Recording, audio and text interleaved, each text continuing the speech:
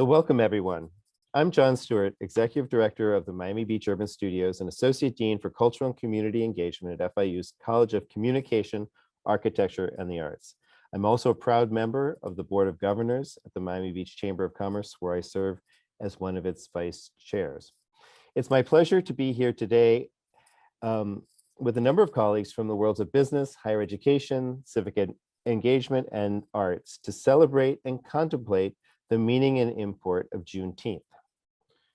During this time of year across our nation and on Miami Beach, constituents of all backgrounds will be celebrating African-American freedom and achievement, while the National Museum of African-American History and Culture notes that, quote, historical legacy of Juneteenth shows the value of never giving up hope, end quote.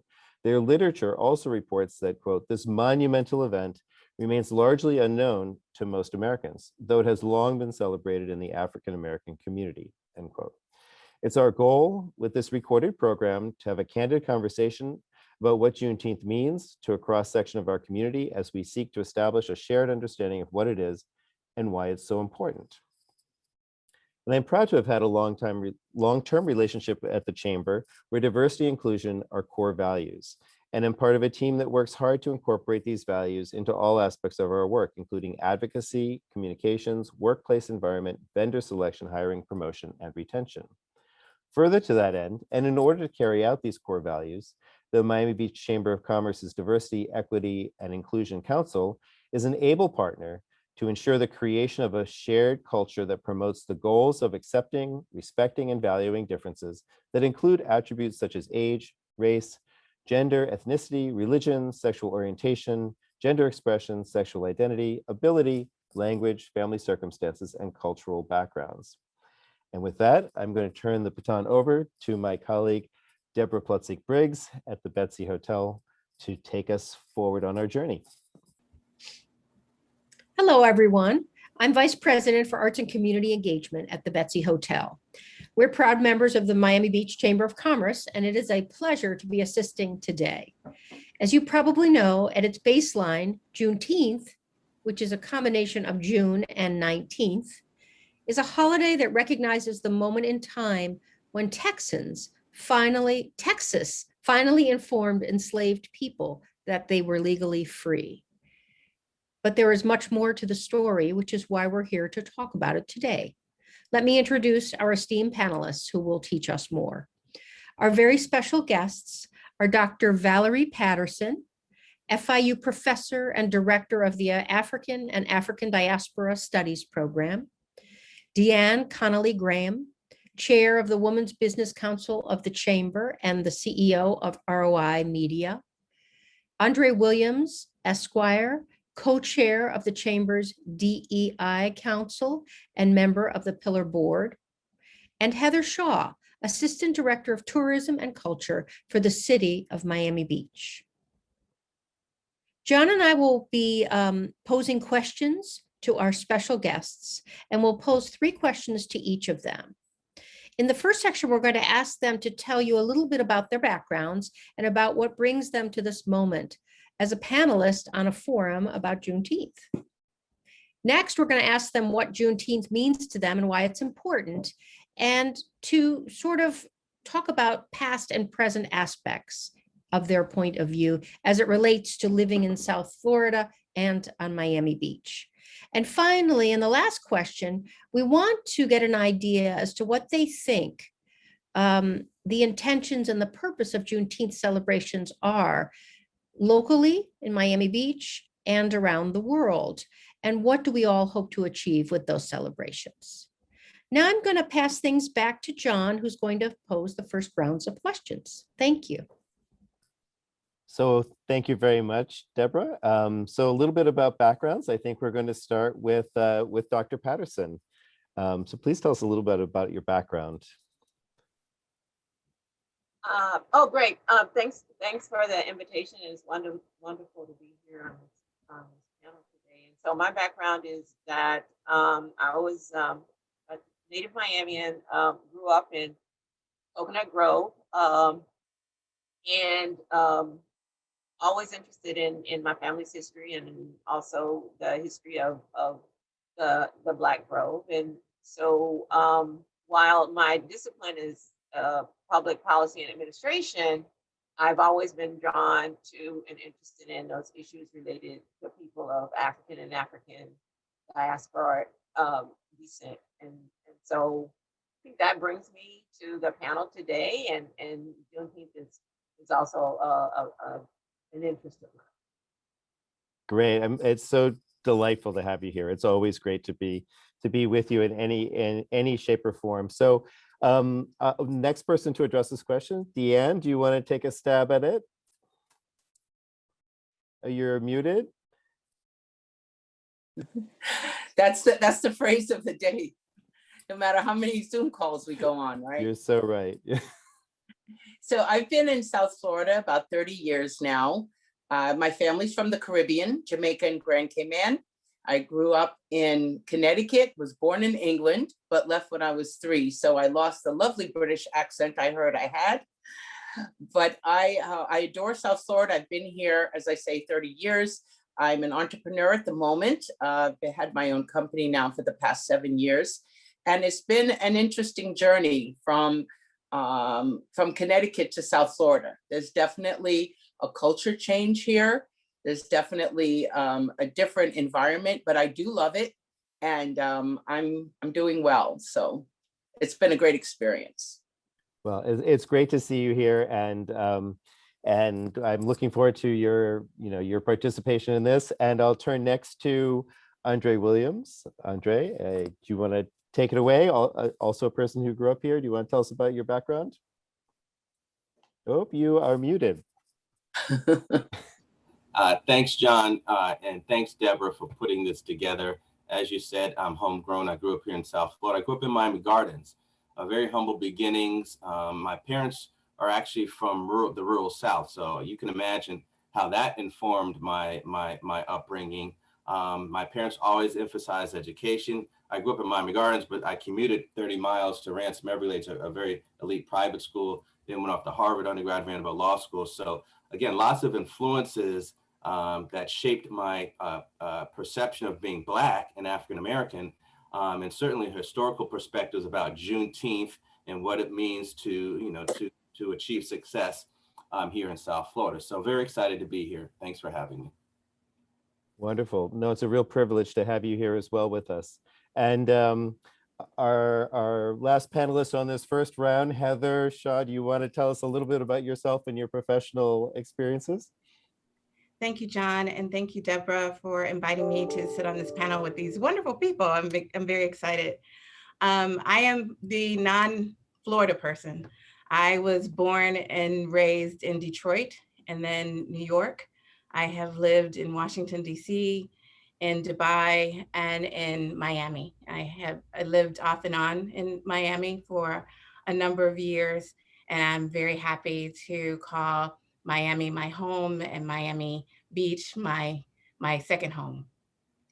I come from a big family, a family that lives a long time. I actually just celebrated with my family over Mother's Day, my uncle's 100th birthday.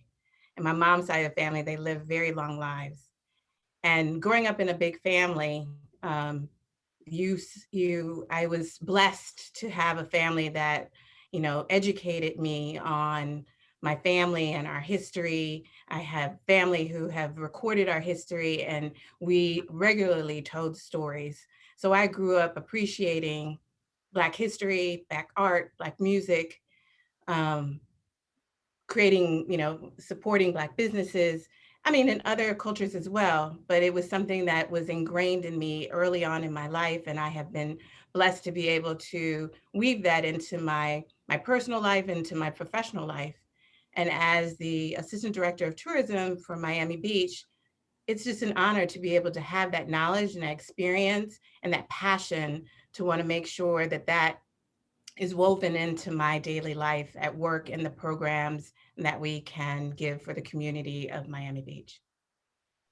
Beautiful. That's wonderful. And it leads us right into the second question, which is really, we're going to ask each of you to kind of talk about what Juneteenth means, what its importance is could be to business, to you personally, past, present, and the experience of living here in South Florida. So Heather, would you like to start us off with Juneteenth and your perspective?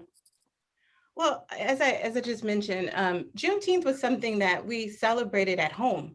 I didn't celebrate this at school. Maybe the only other place that we celebrated Juneteenth was in church, or if I was in my Girl Scout troop, which was predominantly of color.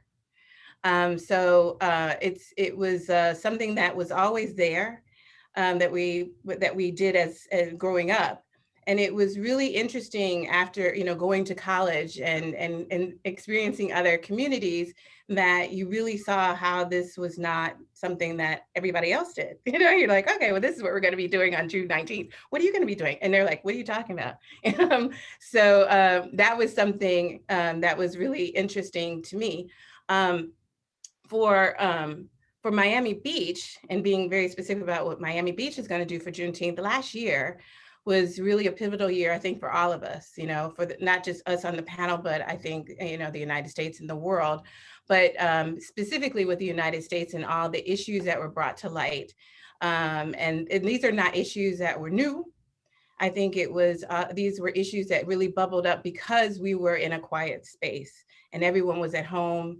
And maybe with the new technology of everybody recording everything, Juneteenth came to light of a lot of people because of the month it was in and what was happening last year in June with George Floyd. So I'm pleased that Miami Beach stepped up and said, we want to do something to recognize Juneteenth, and not just Juneteenth, but to recognize the contributions of the Black community to Miami Beach. And so we did something that we thought would be long-term, and we planted a eucalyptus tree in the newest park that we had across the street from City Hall, where it would get a lot of attention and that it would be a place of honor. And we invited people to come and just help us reflect in the time that we were in that was very, stressful and chaotic for all of us. And we're excited that being able to do that last year, that now we are starting on a journey of doing this every year. And not just honestly every year, we're definitely going to do something every year, but really, as I mentioned before, weaving these types of programming into what Miami Beach does. So on Juneteenth, prior to Juneteenth, we're going to do a panels where we're going to talk about, freedom, which is a very big piece of Juneteenth. And then we're going to have a ceremony at that eucalyptus tree that I'm happy to say is blooming and doing really well. And we're going to focus on youth, because that's something that is very important in terms of having, embedding this in our youth. So we have a young woman, Egyptia Green, who you may know, who for an entire year did her own personal demonstration. She's 13, 14 years old, and she did a demonstration every Sunday. And the commitment of this young woman is just inspiring. And then added to that is Leandra Hall, who was born and raised in Miami Beach, who is a scholar. She just became a Miami Herald scholar. She was recognized as a scholar, and she focuses on STEM programs, helping kids of color explore STEMs. So we're so excited to have these young people demonstrate the importance of this holiday to our residents. And then we'll have, again, some cultural programming. We have the Peter London, and we'll have poetry reading by Rebecca Butterfield Vaughn, who you may know, and then the New World Jazz Band. And then midday, we're going to have the Hungry Black Man, if you know him. He's going to have a festival in North Beach behind the band shell from noon to 6, where families can come out and enjoy the music and just be a community together. We're lucky that it's on a Saturday this year. And then following that, we're going to have a program in the evening at the band shell, which is right next to where the Hungry Black Man will be. And Huge Songs is going to be there. And they're going to do a program where they're really going to talk about how immersive performances can help us understand what freedom means, how you say it in words, how it affects your body, how it affects your world. And it's really going to be immersive, and it's something to behold. And that's going to be from 7 to 9. And everyone is welcome to come. It's also going to be streamed. So if anyone still wants to just watch it at home or anywhere in the world, you can do that. So I'm just excited that after last year that we've kickstarted something that is becoming, spreading the knowledge And so that's what's very important to us. And it's very important to me personally, because I get a chance to work with all of you and move the needle and educate and inform the people of Miami Beach of the wonderful and lengthy contributions that the Black community has done here. Thank you. That's beautifully said, and a wonderful segue to Dr. Patterson, who's also very dedicated to education, obviously in the youth. So how would you address this question about what Juneteenth means to you and to others? Right. So thanks. Thank you for your question. And so for me, it's that Juneteenth came on my radar screen about 20 years ago. Right. As I mentioned, I grew up in Coconut Grove. On my maternal side, my great grandmother came and grandmother and aunt came from the Bahamas in 1912. But on my paternal side, I can actually, I have a great grandmother who was born in 1940, right? And I have images in the late 1800s of family members, and so what's striking for me is I thought about Juneteenth and this whole notion of freedom, right? And I thought about the images that I have of my ancestors, great grandmother, great grandmother, and great grandmother, and in those images, no one is smiling, right?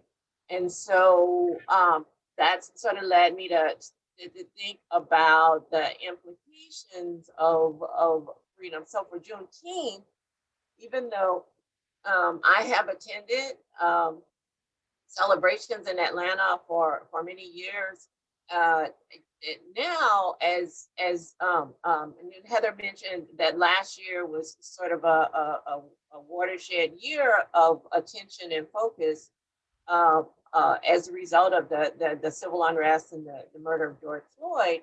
It's thinking about whether celebrate is an appropriate term for me, and that's sort of what I'm grappling with, right? That because the whole notion of freedom and what it means, it remains elusive, for some of us, right? And so so in this sort of the provocativeness and the conflict actually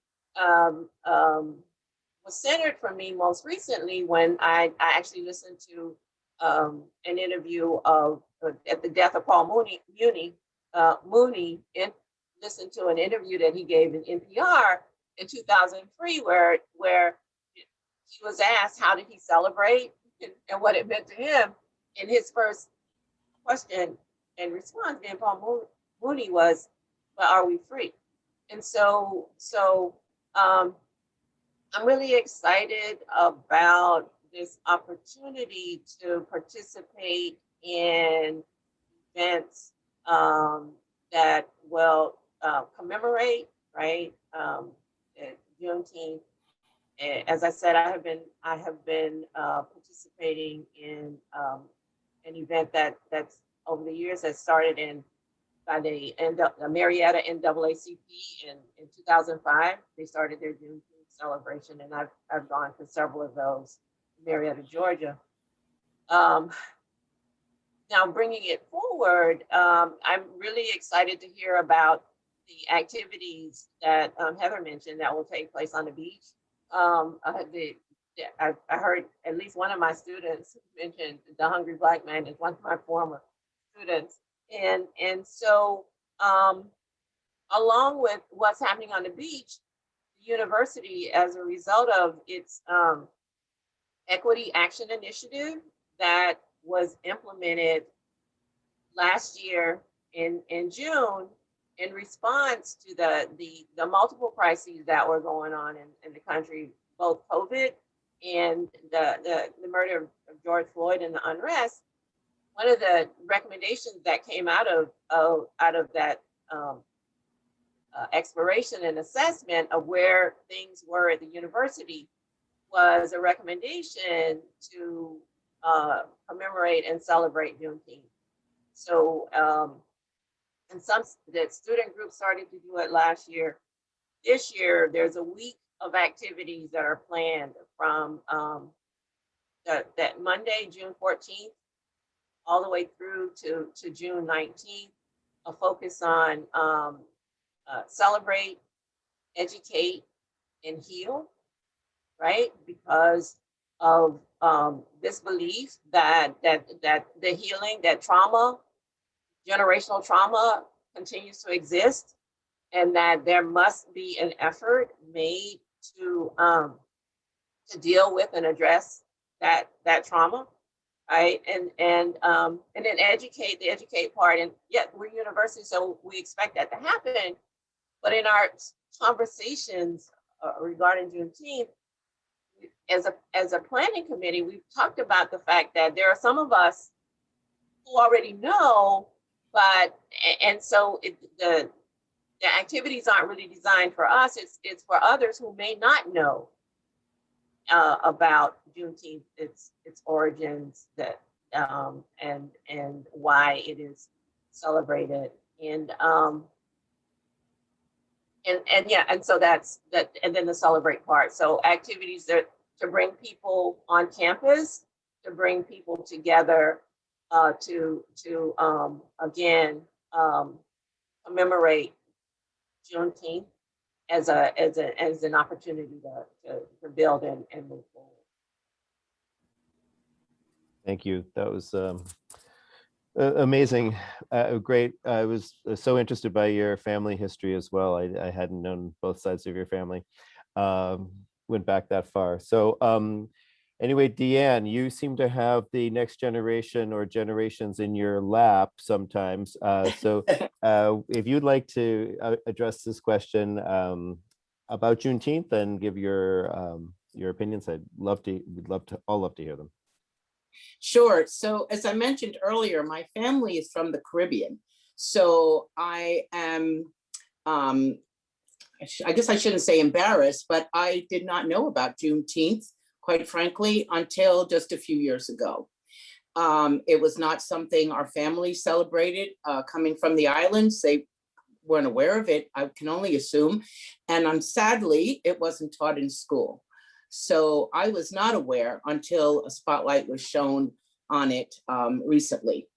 So I don't have that experience to say that, you know, we celebrated it or I even knew about it, unfortunately. I am now glad to hear about it. I'm glad for anything that's going to shine light on the diverse nature of our people. And I'll speak a little bit later on some of the controversy around that date as well. But I am looking forward very much to the Juneteenth celebration here in the city. I was at the first one last year, and it was just magnificent and fabulous and uplifting. And it was just for a couple of hours. So I'm super excited, looking forward to this long, all-day celebration that's going to have so many diverse activities. So I'm real excited and proud of the city of Miami Beach for taking that initiative and making that happen. Great, thank you so much. And with that, André, would you like to kind of wrap up this this question for you from your perspective? Sure. And I really appreciate you all hosting this conversation. I've been a practicing attorney for over 20 years, and I have a law firm, but I can tell you, I've been at major law firms, major corporations in the past, and they didn't have conversations like this around the boardroom table or the water cooler. So this is really refreshing. So let me give some historical context to this conversation. And by the way, I majored in English American literature at Harvard, but I was I first was a history major. So I understand some of the historical context. So even after Juneteenth, I don't know if you all realize, but the Union troops left the South in 1877. And that's when all the craziness started, because there were no institutions in place to support the newly freed slaves. And that's when the South imposed these oppressive Jim Crow laws that really subjugated African Americans and made really the possibility of advancement nearly impossible for them. And we saw that creep into the 20th century. My parents grew up in the rural South, so I experienced a lot of this firsthand, or at least they shared some of the stories with me. My mother grew up in rural Georgia. Her little town had a population of about 2,000 folks. Now, my mother's a retired public school teacher. She did graduate from college. She got a graduate degree, but she grew up dirt poor. And let me tell you, when I say dirt poor, I mean my grandmother, a single mother, raised 5 children, and there were no jobs, no real opportunities for African Americans. They picked cotton. It was a seasonal job, and they would have to actually miss the first month of school so they could pick cotton to provide for themselves. My grandmother also worked jobs. She cleaned houses for white folks. So I grew up with this backdrop in my life. But again, there was an emphasis on education, and my parents exposed me to a lot of different experiences. So that really informed who I am. Now, fast forward, my parents met here in South Florida. My dad grew up in northern Florida, but his family migrated here to Miami Gardens and South Florida. My dad and grandfather were laborers. And I grew up hearing stories about how my father worked on Miami Beach. Now, I also heard all these fanciful stories about Jackie Gleason and all that is Miami Beach. But then I would have conversations with my dad. He would tell me about how he helped build some of these hotels and tall buildings on Miami Beach. But it was always a cautionary tale, because he would say, "Yes, son, we were construction workers, laborers during the day, but by golly, we better be off Miami Beach by night." And I really didn't understand that until a little bit later. I didn't really grasp it. But they were subject to arrest if they were on Miami Beach after dark. So as I evolved and I grew up, and I would spend a lot of my younger, wilder years on Miami Beach, my dad would always remind me about his experience on Miami Beach. It was a cautionary tale, son, be careful. So I'm so glad Miami Beach Chamber of Commerce is involved with this Juneteenth in the city of Miami Beach, because there is a dark history there, and I'm so glad that they are evolving and understand how important this is. We still have a long way to go, and that's why I'm so excited to be part of the Miami Beach Chamber of Commerce, their Diversity and Equity Inclusion Council. Great, thank you. It's always amazing to hear the story of your family and their involvement with Miami Beach, and now such an honor to have you as part of the Miami Beach world that we're all sharing. So Deborah, do you want to take us on to the third question? Sure. This is so interesting, you guys, really beautiful. Our third question is about goals. We're really curious, in your opinions, what do you hope Juneteenth celebrations on Miami Beach, in Greater Miami, and around the nation will achieve? And just consider these for discussion: more understanding, more empathy, more real historical understanding, and anything else that you would care to share. Dr. Patterson, why don't we start with you? Thanks, Deborah. Yeah, so for me, it's the elevated consciousness in education, right? And as an educator, this knowledge and understanding that it's a continuous process, right? That we learn every day, and the importance of learning every day. And so, for example, like thinking about participation in this panel led me to reflect on, for example, my experience growing up and my engagement and encounter with Miami Beach. And so Andre's comments sort of triggered these memories of the fact that up to the 1990s, I was born in the 50s, up until the 1990s, I could count the number of times that I crossed the causeway, right, to go on Miami Beach. And then in the 2000 to maybe 2010, much more frequently, just go down Collins. And so, but I know that it's generational, right? And so my nephew, who I raised, lived on South Beach for the last 2 or 3 years, and so I think that it's important. And what I hope occurs is that as we plan these activities, right, and as we bring people together, that we elevate consciousness, we create an opportunity for people to learn.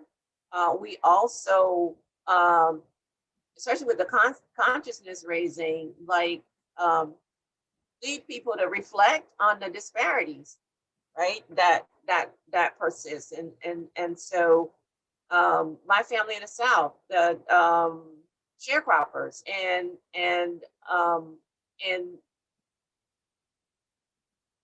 lived a very challenging life, and so this understanding, like for example, the Tulsa massacre, the Memorial Day is an anniversary date, and so we keep learning this history that should cause us to reflect on the fact that while there has some progress has been made, that much remains, right? And so my hope and that my expectation is that this will these activities will be an opportunity for people to gather, to learn more, to reflect, and to commit to making a contribution to make things better.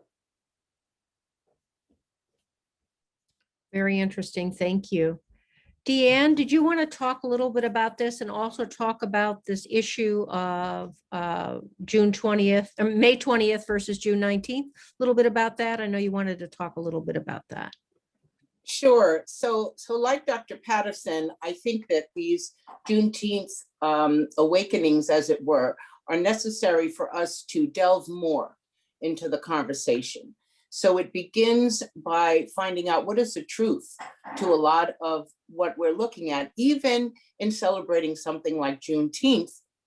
I just recently found out on May 20th that May 20th was actually the day that the Florida enslaved peoples were finally freed, and that there is quite a controversy in Tallahassee about making May 20th a national holiday in the state of Florida, rather than Juneteenth, which is the Texans' Emancipation Day. And it's my understanding that there are a number of cities in Florida who have already made a resolution to make Juneteenth a paid holiday. So there is some conversation around the full history. And there's a lot of myths around Juneteenth. One of the myths is that Texas was the last state to free the slaves, when in reality, Mississippi and Delaware came afterwards.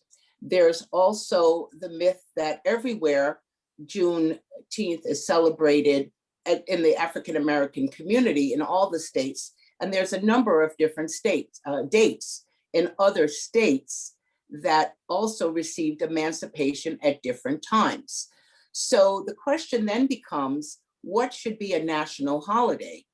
And the feedback that I'm getting is that it should be 2 dates: January 1st, when the Emancipation Proclamation was initially proclaimed, and December 13th, which was the day that the 13th Amendment was ratified, that made everyone technically, supposedly free. So there's a lot of controversy around Juneteenth as it relates to the accuracy of history. And I think that's a good conversation to have, because the more that we can dig and find out what is the real truth behind a lot of these things, I think the better it will be for us, because we're not just going to fall into, oh, Juneteenth, well, they celebrated on Blackish, the sitcom, so, that should be, the day we all celebrate. And maybe it should, but also maybe we should take a look at some of these other concerns and other myths that should be a part of the conversation as well. That's very interesting. And thank you so much for sharing that with us. I know lots of people will want to do more research now that you've shared so many different aspects of that controversy. André, do you want to talk a little bit about this issue about what you hope that these celebrations or the honoring of these events will bring to our collective communities and to individuals? Because I think what DeAnne just shared really speaks to where people's goals are, like what's most important about this.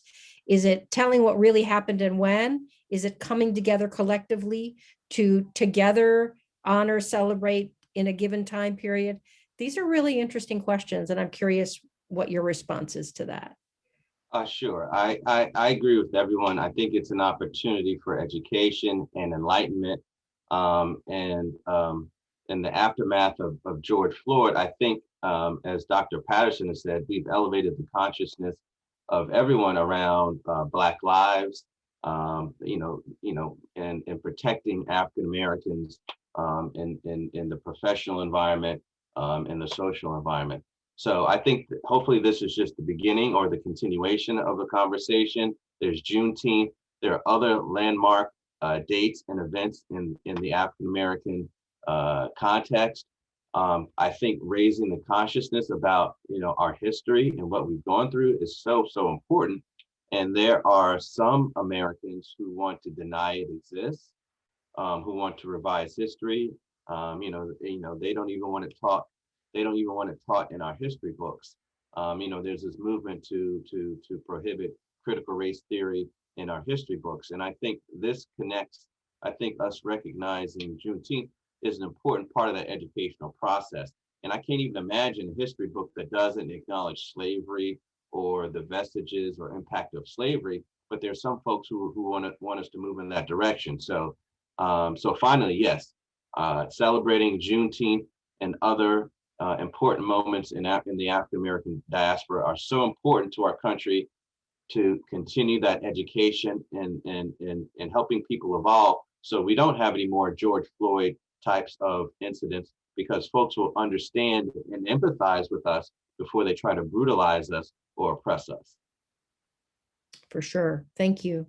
Heather, did you want to comment about really, I think the goals, the city of Miami Beach's goals, and I know you have a leadership role there, but also your own personal goals around the honoring of these events? I think that Juneteenth is a reminder of us to celebrate the resiliency of the Black community and the spirit of the Black community. It also is a reminder of our past failures, but also there's a moment of hope that we can have a more equitable future. I agree with everything that my other panelists have said, and sorry to kind of repeat what they were saying, but these are auspicious times. I think we're all mentally and physically and spiritually exhausted, but it's auspicious because this is a time where we can reset, reflect, reveal, and realize that there's a lot of information that can be received. Education is power. We can learn so much. And as André was just saying, trying to take knowledge away is what keeps people down, right? From reaching their optimum. The more information we have, whether it is dates, as DeAnne was saying, or finding out more things that outside of Black History Month, that it's a daily thing, that it's not just about, Black history isn't just for Black people. It is American history.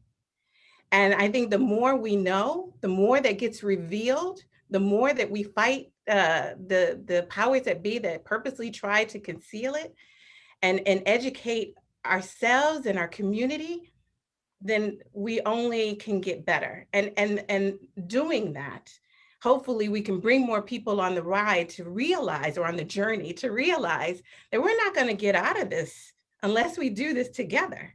We're never going to respect each other, and our business communities aren't going to be good. Our residential areas, our communities are not going to be the best that they can be unless we have all this information, we respect each other, we reflect, we realize, we ask the hard questions, and we put it all out there. And for Miami Beach, the biggest part of that is working with the chamber and with the DE&I and the Women's Committee and our educators to try to find platforms, channels of communication that we can educate from 1 year old to my uncle who's 100 years old, and not just in Miami Beach, but in Dade County, in Florida, nationally, internationally, by putting together, and I'm blessed to have a role that allows us to do that creatively. And we also know during, the lockdown, by doing Zoom and having these types of panel discussions, it's endless who we can connect with. So I agree with the whole panel and saying that it's about education and information, and that's the power that's going to move the needle and change our community for the better. Fantastic. Amen to that. That's all I have to say. Really beautiful, all of you. I'd like to add just one thing to what Heather was saying. I also would love to acknowledge the City of Miami Beach and their new Black Affairs Advisory Committee. That is very innovative for our city to be doing. And I want to acknowledge that they are really, really being proactive and trying to bring the diversity and the inclusion to the city of Miami Beach. And I look forward to some of the things that can evolve because of that committee, and in conjunction with DE&I, with the chamber, as well as the rest of the community. That's correct. Thank you, DeAnne, for mentioning that. And actually, the announcement of the Black Affairs Advisory Committee was at last year's Juneteenth, and that was the mayor's commitment to making a change. And the Affairs Committee, the Black Affairs Advisory Committee, has also done something what we were just talking about. They're reaching out to other committees within the city to say, let's work together. It's not just in silos, but let's work together on common issues to resolve them, or celebrations to do them together. And again, it has to start somewhere, and we have to keep going, and we have to keep revealing. Thank you. I just want to say that I'm just so humbled and honored to share this platform with you all. This has been a remarkable conversation, and it was so meaningful to hear each one of your opinions and get a deeper individual and collective understanding of this day, or the days, or the history and Miami Beach. And it's thrilling that this is a city of Miami Beach, Miami Beach Chamber, a university, a Florida International University, and a Miami Beach, and the Betsy Hotel on Miami Beach, all as a collaborative coming together. So you have private, public. It's just an amazing, I think it's where the conversations always have to start, and that you guys just really did an amazing job of pulling together so many pieces and laying the foundation for future generations. And that's really all we can do. But before ending this program, I just wanted to invite Kunye Rowley, founder and artistic director of Hugh Songs, who is presenting one of the City of Miami Beach's major events for Juneteenth, to briefly describe the program that will be taking place at the North Beach Bandshell. Oh, freedom, The Juneteenth experience is a celebration of Juneteenth, a celebration of freedom and of liberation. So often we have these cultural holidays that are relegated to a day or to a month, and so we have Black History Month, which is deeply important, and we have MLK Day, which is deeply important. But I wanted to find space and to create space to really digest and understand the importance of Juneteenth and what it means. We were never told this in school, not even schools that were predominantly Black, about Juneteenth. I know me personally, I was not told about the history of Juneteenth. It took research. It took my parents taking the extra step outside of the school to tell me certain things. Leading up to this incredible performance on June 19th, 2021, we are having community conversations and small performances and talking about what Juneteenth means today. With Juneteenth, I think it's been a beautiful thing to watch everybody evolve into this exploration of liberation and finally have a concrete date that they can look towards to, speak on their joy and speak on being free. We're still trying to fight for rights that are owed to us. We're still doing that, but at least with the knowing and the knowledge of Juneteenth and all that it comes with, that we know that like on this day, actually, people walked off the plantation, people walked into their righteousness, they went and got their books and got their, got their work and were able to, work and thrive and be amongst people as whole people.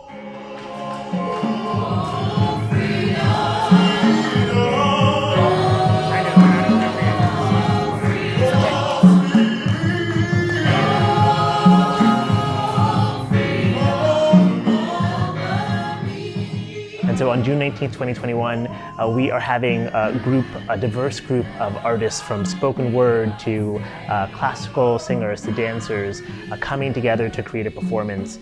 And so part of that is learning together the history of Juneteenth. It is creating together, it's building together, it's shaping this performance together. It's being vulnerable together to create this performance that will be a Juneteenth past, present, and for me, most importantly, Juneteenth future.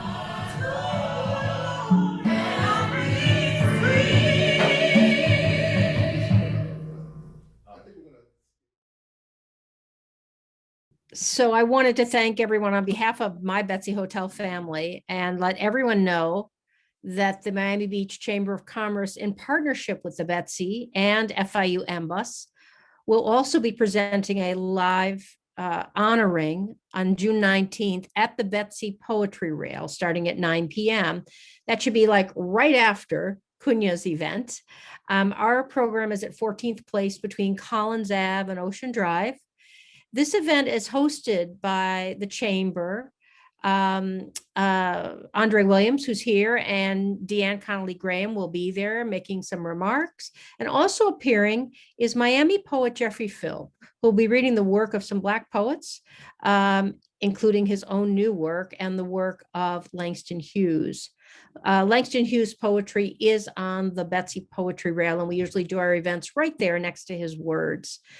The celebrations will continue immediately after at 9:30 p.m. inside the Betsy with a jazz program featuring Carol Ann Taylor and friends, with vocalist Brenda Alford, Lisa Richards, and Nicole Yarling, with Paul Allen playing piano. These performers are taking the legacy of Overtown forward, and the Betsy has been celebrating and saluting that commitment they have to that for the past 8 or 10 years. So it's a pleasure to do that again. And now I'm going to turn things back to John for some final remarks and thanks. Thank you, Deborah. On behalf of all of our guests and partner presenters, including Miami Beach Chamber of Commerce, Diversity, Equity, and Inclusion Council, Women's Business Council, Board of Governors, and Pillar Board, with Florida International University's Miami Beach Urban Studios, the City of Miami Beach Department of Tourism, Hugh Songs, the Betsy Hotel, and to you, our audience. Thank you all for sharing this event with us. We invite you to find a meaningful way to celebrate Juneteenth in Florida and wherever you may be watching this program this year and in the future with family and friends. I'm John Stewart, and borrowing the words of James Baldwin, African-American author and civil rights activist, to close our program, quote, "It could scarcely be otherwise, since it is to history that we owe our frames of reference, our identities, and our aspirations." Thanks again, and goodbye.